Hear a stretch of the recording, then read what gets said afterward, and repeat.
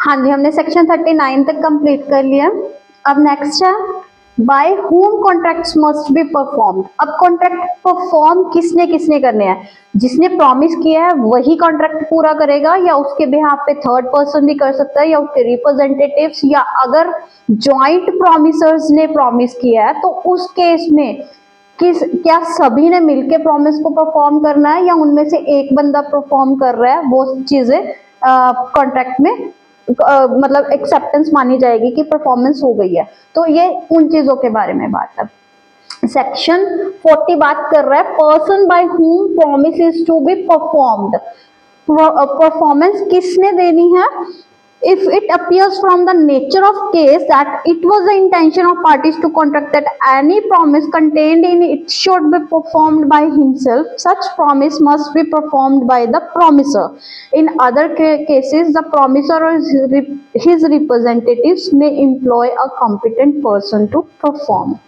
इसके लिए मैं आपको सबसे अच्छे एग्जाम्पल देती हूँ। मान लीजिए आप किसी अच्छे टेलर के पास जा रहे हैं, ठीक है, ऑब्वियसली उसके पास उसका स्टाफ भी होगा, लेकिन अगर आपको जो टेलर मेन टेलर है, जो ओनर है शॉप का, आपको लग रहा है कि वही एक अच्छा सूट स्टिच करता है, उसके जो स्टाफ है वो कुछ ना कुछ प्रॉब्लम्स क्रिएट कर देता है, देन अगर आप स्पेसिफिकली कह के आए हो भाई मेरे जो भी क्लोथिंग्स हैं जो भी है आपने खुद स्टिच करना है, तो वहां पे यहाँ पे promiser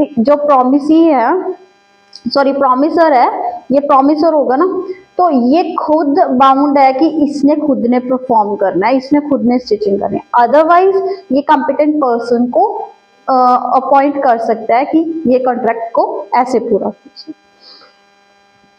section 41 effect of affecting performance from third person. ठीक है, अब यहाँ पे अगर इसने मान लीजिए थर्ड पर्सन से, इस सेम एग्जांपल में मान लीजिए इसने अपने स्टाफ से ही स्टिच करवा के दे दिया और आपने उस चीज को एक्सेप्ट कर लिया, देन एट लेटर स्टेज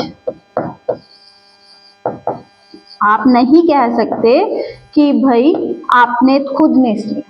ठीक है, यहाँ पे लेटर स्टेज पे आप क्या कहते हैं कंप्लेंट नहीं कर सकते, लेकिन अगर आप एक्सेप्ट करने से पहले उस चीज के लिए कंप्लेंट कर रहे हैं देन आपके पास राइट है। अदरवाइज जब आपने एक्सेप्टेंस कर ली आफ्टर दैट आप उस चीज के रिगार्डिंग कंप्लेंट नहीं फाइल कर सकते।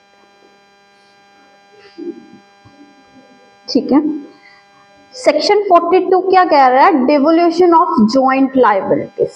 अब यहाँ पे प्रॉमिसर्स क्या हैं? जॉइंट है। अब अगर दो या दो से ज्यादा पर्सन्स ने मिलके एक जॉइंट प्रॉमिस किया है तो जब तक कॉन्ट्ररी इंटेंशन नहीं है, ठीक है, वो अपनी जॉइंट लाइफ के दौरान, ठीक है,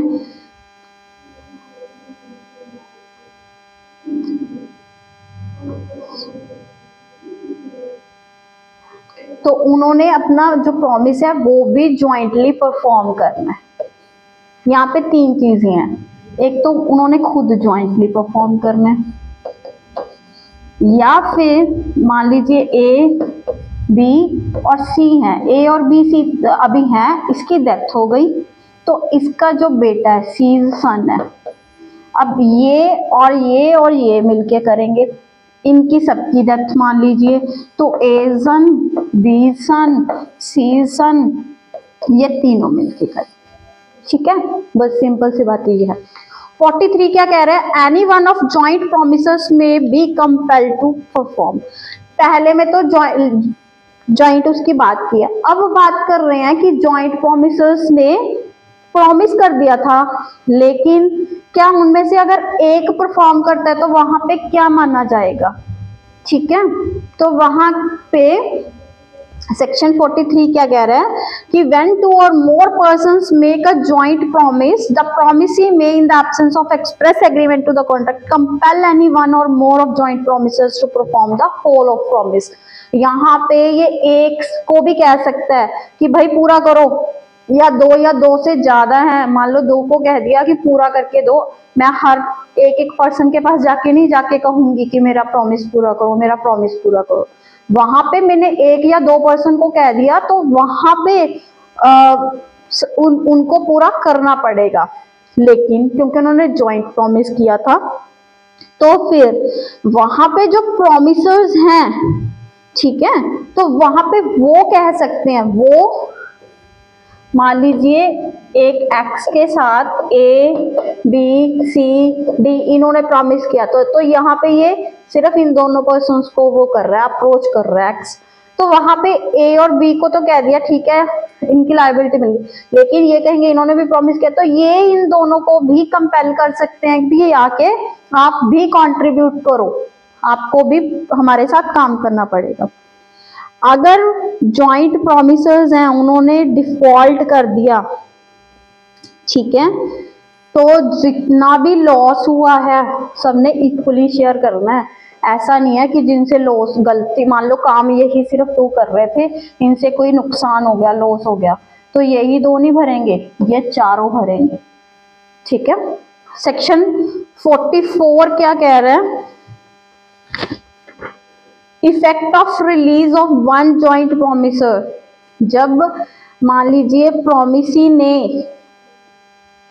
इनमें से डी को बख्श दिया कि चलो डी के साथ इसकी कोई रिश्तेदारी पड़ती थी, मैं आपको स्यू नहीं करूंगा, तो फिर बाकी सबको भी मान लिया जाएगा कि इसको, इनको भी छोड़ दिया? नहीं, इनको नहीं छोड़ा, ठीक है, लेकिन इनकी आपस में इक्वली, चाहे कोई कुछ भी रहे, चाहे इनको इक्वली देना पड़े, लेकिन अगर वो इनको नहीं सू कर रहा तो इनके अगेंस्ट इसकी पूरे राइट्स हैं। जब तक ये स्पेसिफिकली नहीं कहेगा कि मैंने औरों को छोड़ दिया, ठीक है, तो वो चीज नहीं होगी। लेकिन इस चीज का वही है कि उनके आपस में जो भी ज्वाइंट लायबिलिटी के रिगार्डिंग उन्होंने आपस में जो एग्रीमेंट किया था, उस पर कोई इफेक्ट नहीं पड़ेगा।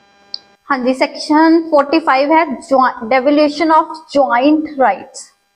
देखिए हमने यहाँ पे लायबिलिटीज की बात की थी, तो यहाँ पे ये प्रॉमिसर्स की बात कर रहे हैं। प्रॉमिसर्स ने अपना परफॉर्म करना होता है, ठीक है, तो यहाँ पे प्रॉमिसर की लायबिलिटी होती है। यहाँ पे जो प्रोमिसेस हैं उनकी बात हो रही है, उनके राइट्स होते हैं, ठीक है। तो अब मान लीजिए 4, यहाँ पे प्रोमिसर एक है, एक्स प्रोमिसर है, और प्रोमिसेस कौन कौन है? A B C D. तो यहाँ पे इनकी जो राइट्स हैं वो चारों के इकट्ठे हैं, और मान लीजिए इनमें से एक की डेथ हो गई, तो जो ए का बेटा है वो इनके साथ इकट्ठे उसका राइट एग्जिस्ट करेगा। ऐसे ही अगर मान लीजिए इनके 2 पर्सन्स की डेथ हो गई, तो अब ये दोनों सी और डी के साथ मिलके अपने राइट को चलाएंगे, ठीक है। तो अब सेक्शन 45 में इसी की बात की गई है। नेक्स्ट है time and place of performance. यहाँ पे कॉन्ट्रैक्ट्स किसने परफॉर्म करने हैं, क्या क्या इफेक्ट होगा, उसकी बात कर रहे हैं। नेक्स्ट है time and place of performance, कि हमने जो कॉन्ट्रैक्ट है वो कब और किस जगह पे परफॉर्म करना है। देखिए यहाँ पे 2-3 टर्म्स यूज होंगी। एप्लीकेशन फॉर परफॉर्मेंस,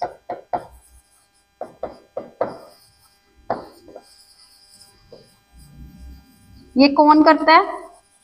ये प्रॉमिसी ने करनी होती है एप्लीकेशन, कि मुझे ये चीज चाहिए। मान लीजिए मैंने आपके साथ, मैं प्रॉमिसी हूं और सामने वाला प्रॉमिसर है, मैं एक्सेप्ट कर रही हूँ कि मुझे हाँ जी इतनी गुड्स आप डिलीवर कर दीजिए और इतनी तारीख को कर दीजिए, लेकिन मैं ये भी कह देती हूँ ठीक है, लेकिन मैं आपको एक बार फोन कर दूंगी। तो अब जो वो फोन करना है, वो बताना है कि हाँ जी मुझे सामान भेज दीजिए, गुड्स भेज दीजिए, वो है अप्लाई करना, application for performance.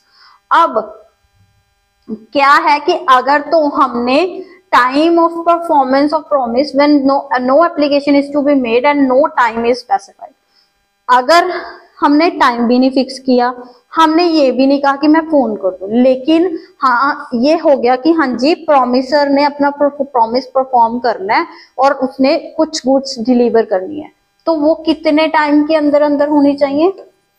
Reasonable time के अंदर।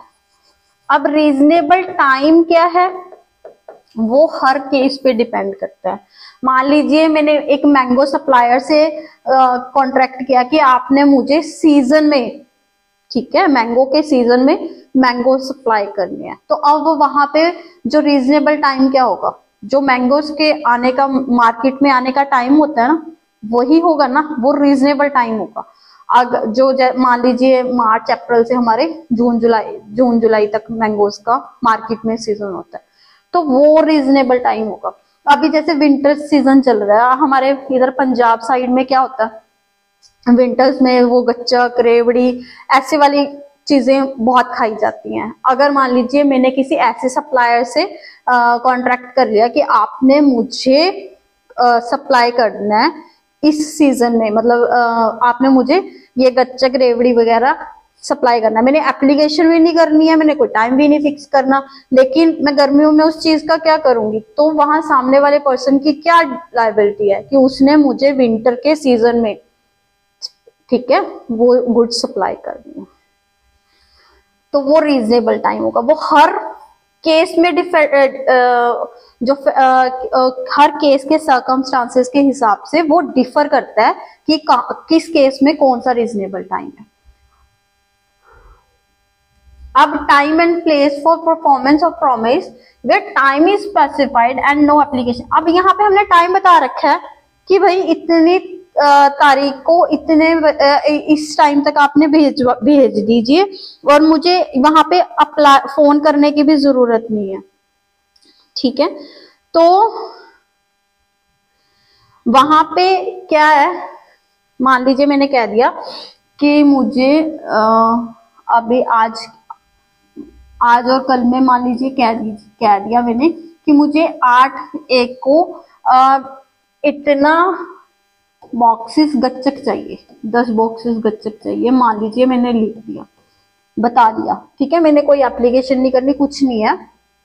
यहाँ पे अब ये नहीं है कि आधी रात को कोई गुड सप्लाई कर रहा है, जो reasonable usual hours of business होंगे ना, वो हो सकता है कई बिजनेसेस में वो आधी रात को भी होता है, तो वो पार्टिकुलर बिजनेस के हिसाब से जो यूजुअल आवर्स ऑफ बिजनेस होते हैं, ठीक है, उसके हिसाब से आपने उस चीज को डिलीवर करना है। अब जैसे मान लीजिए न्यूज़पेपर सप्लाई का काम है, वो होता ही आधी रात को है, तो वहां पे वो जो यूजुअल आवर्स ऑफ बिजनेस होंगे वो आधी रात को ही कंसीडर किए जाएंगे। अब आप आधे दिन के बाद किसी को न्यूज़पेपर सप्लाई कर रहे हो तो वहां पे कोई फायदा ही नहीं है।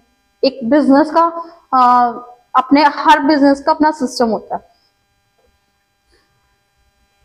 सेक्शन 48 क्या कह रहा है, application for performance on certain day to be at proper time and place where a promise is to be performed on a certain day, ठीक है। और यहाँ पे प्रॉमिस हमने एक सर्टेन डे पे तो कर दिया, लेकिन प्रॉमिसर क्या कह रहा है कि जब तक आप मुझे फोन नहीं करोगे तो तब तक मैं आपको सप्लाई नहीं करूंगा। तो यहाँ पे प्रॉमिसी की ड्यूटी है कि उसने अप्लाई करना है, ठीक है, प्रॉपर टाइम और प्रॉपर प्लेस पे, ठीक है, ये यहाँ पे प्रॉमिसी की ड्यूटी बन जाती है। Section 49, place for performance of promise where no application to be made and no place fixed for performance. When a promise is to be performed without application by the promisee and no place is fixed for the performance, it is duty of promiser to apply to the promisee to appoint a reasonable place for the performance of promise and to perform it at such place. ठीक है। अब यहाँ पे promisee कि application के बिना हमने promise को परफॉर्म करना है, लेकिन हमने यहाँ पे जगह भी नहीं फिक्स की, टाइम भी नहीं फिक्स किया, तो अब कैसे होगा? अगर हमें जगह और टाइम तो पता होना चाहिए ना, एप्लीकेशन नहीं हो रही है लेकिन जगह और टाइम भी नहीं पता, तो यहाँ पे प्रॉमिसर की ड्यूटी है पहले कि वो प्रॉमिसी को कहेगा कि आप भाई मुझे बता दीजिए कि मुझे ये चीज कहाँ पे और कितने टाइम पे सप्लाई करनी है, और जैसे प्रॉमिसी उसको बता देता है फिर वैसे ही प्रॉमिसी को उस पे एक्ट करके उसको उस टाइम पे और उस जगह पे सप्लाई करना होगा।